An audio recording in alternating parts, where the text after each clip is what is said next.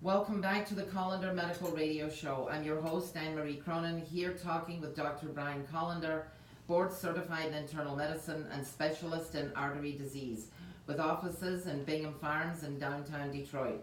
Dr. Collender is here with us discussing his concierge practice and how to avoid heart attack and stroke, and how to begin the reversal of artery disease. Now, in this show, Dr. Collender has invited a special guest, Doug Reynolds, founder of Bystander Response, and he's been talking with us about how to stop the bleed and what we have to do in a traumatic incident where people are bleeding to death. And I'm taken aback by the fact that we're so inundated with news about shootouts in schools. It's been going on for years, and maybe we've come to think about the fact that this only happens in schools until all of a sudden, Pulse nightclub, 49 people killed. Some guy walks into a movie theater and starts shooting at people. In McDonald's, people are getting shot in McDonald's. So it's all of us. Everybody's susceptible to either being in an incident like this or being a bystander. And Doug, I'd like you to come back and talk to us a little bit more about the 4 minutes and how very emphatic it is that what happens after that 4 minutes is that must be terrible to have that, to know that you've only got 4 minutes to get in there. Right, and it's very difficult. You have a physiological response when these events happen, and they're not really conducive for you just saying, "Oh, I'm going to help that person." You know, your extremities, your fingers and stuff don't work that well because of adrenaline. You have breathing problems. You go into tunnel vision. You have hearing problems, and just to be able to calm yourself and maybe have some knowledge where you can say, "Okay, I know a little bit about this. There may be something I can do." And to respond to that, there's certain things you have to say to yourself, like why? Why, someone's dying, okay. You say, who is my why?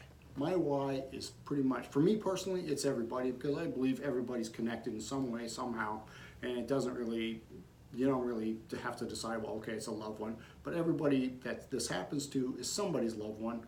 So you would say, okay, I'm going to do it, and I hope somebody else does that in case where my loved one might be compromised. But again, it's difficult. It's not something that you can just say, okay, yeah, that's not going to be a problem. It will be a problem. Even there was a McDonald's shooting a number of years ago, right, where Navy, the SWAT team was ex-Navy SEALs, and they responded, and within a year, 50% of them had quit.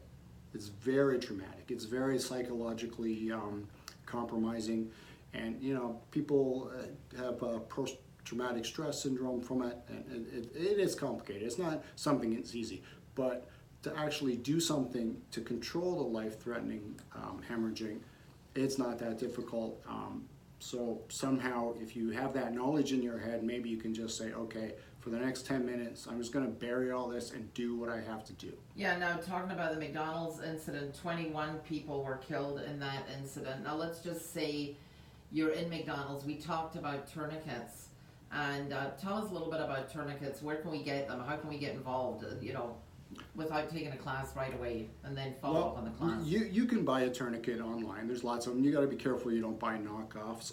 North American Rescue sells tourniquets, and they are CAT tourniquets, which is combat application tourniquets. They're developed by the U.S. military. A lot of the stop the bleed stuff comes from what the military has learned in the past, 2 decades of war in Afghanistan and everything else. They've found that battlefield trauma death from battlefield trauma is greatly reduced if the soldiers and the people involved understand how to control blood loss. Trauma, people die from it, but really 20% of people dying from blood loss, that's a huge number. If there's 180,000, I believe the number was for last year. So what is that, 36,000 people died from preventable blood loss. Well, Doug, what do we do if we don't have a kit? Right. When we're in the situation, I'm not carrying my tourniquet kit with me. What do I do?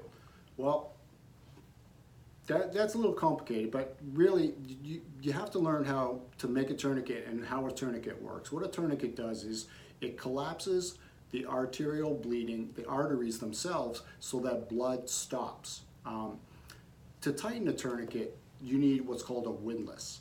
A what? A windlass. It's a small rod that you turn that tightens the tourniquet. It's basically a mechanical apparatus. So you can make a tourniquet out of a tie, but you will not be able to physically tie that tight enough to make it stop the arterial bleeding. What you need to do is have a windlass, and that windlass can be anything that you can fashion at that moment. You could use, you know, you can't use a pen. Some people think you can, they break.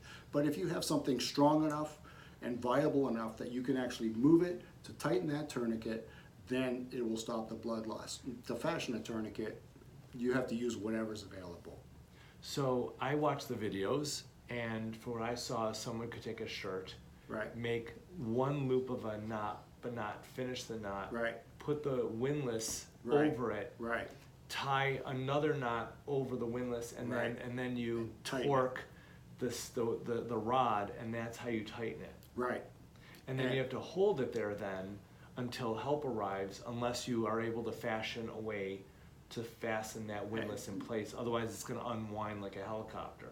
Right, exactly, and it hurts. If you're actually using a tourniquet on a person that is, you know, having life-threatening blood loss, they will insult your mother. They will call you all sorts of names, and it hurts. It hurts a lot. And But- as a doctor, if I don't mind jumping in here, you know, we're kind of trained. I'm not a surgeon, but we're trained to do things that we have to do to the patient, and even if it's simple as putting an IV in, it hurts people. Right. Giving them a shot may hurt them. Small procedures may hurt, and Right. we're trained to just move on and keep going and not let that stop you. And Yeah, I know. as the bystander, right? Sorry, as the bystander in the field, you've got to do your job, which is tighten that knot to the Right. level that the bleeding stops, and you've got to ignore what your patient basically is telling you to do, which is not so tight, and you have to go, it's got to go even tighter. So you Right. can't listen to that person whose life you're trying to save. Right, exactly. They may implore you to stop, and you just have to say, you know, if I stop, you're going to die. Gee. Which is difficult to tell someone when they're bleeding to death, because there's all sorts of physiological things happening to them. They, Right. you know, they're going to have loss of consciousness. They're going to go into shock. They're going to have problems with their thermal regulators. I mean, they're going to, you know, you might have to put a thermal blanket on them. It's involved, but it's not that difficult. You just have to do it, and to find that ability to do it when your stress level is huge. I mean, can you imagine you're in there and, you know, somebody you know or love is you Even know, if it's has just a life-threatening. stranger. Yeah, I anybody. mean, Yeah. it doesn't matter. I mean, Yeah. Just to It's- go it's back traumatic. just to go back to the process. Can we use a belt? Will a belt work? You can't really use a belt, no, because if you think about a belt, there's no possible way you could tighten it tight enough in order for it to work. So it's got to be a tie or a It's t-shirt gotta- or a yeah, shirt, right, something Right. Yeah. strong. Anything else you suggest that people may not think of as a good material to make a tourniquet out of that? Well, you know, whatever you have there. If you have some rope, you know, you can use bra straps. You can use, you know, people say you can use purse straps, but you know, then you have to disengage them from the purse. It's difficult. You have to think about it ahead of time. And you know, part of what bystander response is you know, I want people to have a dialogue on, you know, what they could do in any particular place. What would be available if, you know, kids in a classroom or, you know, whatever situation. Okay, what here could I use in order to fashion a tourniquet? I think classes have to think about all the things we have or that we have access to. You have to like teach people what kinds of things can be tourniquet substitutes. Well, I think Right. also what Doug's saying is that some public places just ought to have a kit. And Right. then when you're Well, out they in the probably all world, should have a kit, well, just right? right They next to should, their yeah. AED, Right, yeah. absolutely. Right, that's what you were saying before, right Right. next to the AED. Well, we're going to take a quick break. In the meantime, you're listening to the Collender Medical Radio Show. You can reach Dr. Brian Collender by calling 248-737-0091. Again, that number is 248-737-0091.